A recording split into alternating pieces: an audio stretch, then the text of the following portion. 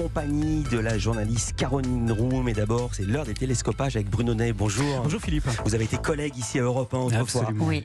Caroline Roux et Bruno Donnet. Tous les jours, Bruno, vous observez ici les comportements médiatiques.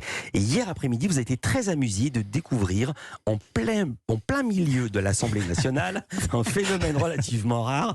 Il rigole parce que j'ai réécrit ce bout de phrase et je me suis viandé en le réécrivant.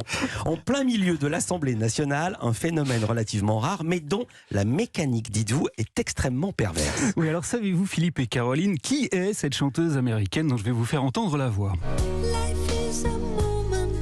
Ah, trop facile.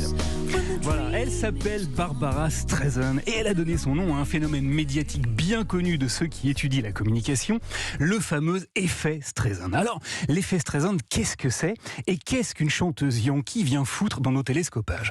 Eh bien, figurez-vous qu'en 2003, un photographe qui souhaitait étudier l'érosion de la côte ouest des États-Unis a pris une série de photos des villas qui se trouvaient en bord de mer à Los Angeles. Et il a donc photographié, sans le savoir, la somptueuse demeure de Barbara Streisand, qu'il a publiée dardard sur le site internet qui présentait ses recherches. La chanteuse a appris la nouvelle et comme elle ne voulait absolument pas que l'on sache où elle vivait, elle a décidé d'intenter un procès au photographe pour l'obliger à retirer sa photo. Seulement voilà, la procédure a été rendue publique, l'opinion en a donc pris connaissance et a ainsi découvert une information qu'elle ignorait totalement jusque-là, à savoir Barbara Streisand possède une luxueuse propriété dans la rue la plus chic de Los Angeles.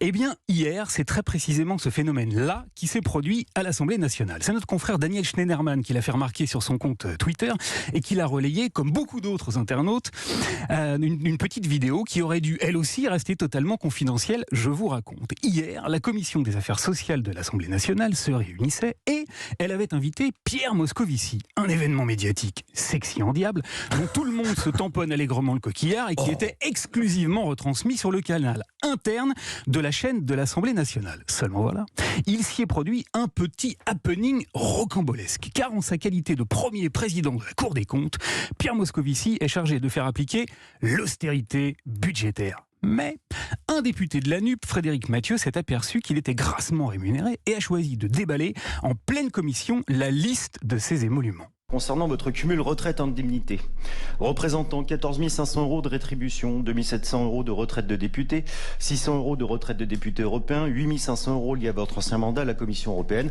un total de 26 300 € par mois, soit 14 fois le salaire médian, qui est d'environ 1 790 € par mois. Voilà, il a révélé que Pierre Moscovici touchait 26 300 € par mois. 26 300 €. C'est ça. Alors théoriquement, cette séquence-là n'aurait dû être vue par pratiquement personne. Mais choquée par ce déballage, la présidente de la commission des affaires sociales de l'Assemblée, elle s'appelle Fadila Khattabi, a décidé d'interrompre le député de la NUP. Ne profitez pas de cette tribune pour faire du hors-sujet, s'il vous plaît. À l'heure où nos concitoyens luttent contre la vie chère et que le gouvernement... Ici. Le hic, c'est que l'insoumis Frédéric Mathieu n'avait pas la plus petite envie de se taire. Il y a toujours de la politique à faire, Madame la Présidente. Il a donc répondu l'effronté et voici ce qui s'est passé. Tout à fait, mais des la fonctionnaires politique, dès 2023, c'est quelque chose vous de admettrez noble. qu'il soit normal... Allez, la présidente de la commission, qui fait partie de la majorité, a décidé de lui couper le sifflet. Comme on l'aurait fait en Union soviétique, elle a appuyé sur un petit bouton et quick, elle lui a coupé le micro et elle a passé la parole à quelqu'un d'autre. La parole est à Jean-Philippe Nilor, s'il vous plaît. Une méthode brutale, rarement observée à l'Assemblée nationale, qui avait donc pour but que l'on ne sache pas que Pierre Moscovici touche 26 300 € tous les mois. Mais qui, précisément parce qu'elle est rare et brutale, s'est retrouvée hier sur les réseaux sociaux où, à la minute à laquelle je vous parle, plus de 320 000 personnes ont déjà visionné la séquence. Quant à moi, je viens aussi de lui faire une pub considérable, ici même, sur l'antenne d'Europe 1, où l'on comprend, Philippe, qu'en matière de communication politique, il est toujours utile de ne pas oublier Barbara Streisand. On sent bien la belle villa qu'elle voulait cacher à tout le monde. Merci beaucoup Bruno Donnet, ça vous a amusé, Caroline Roux.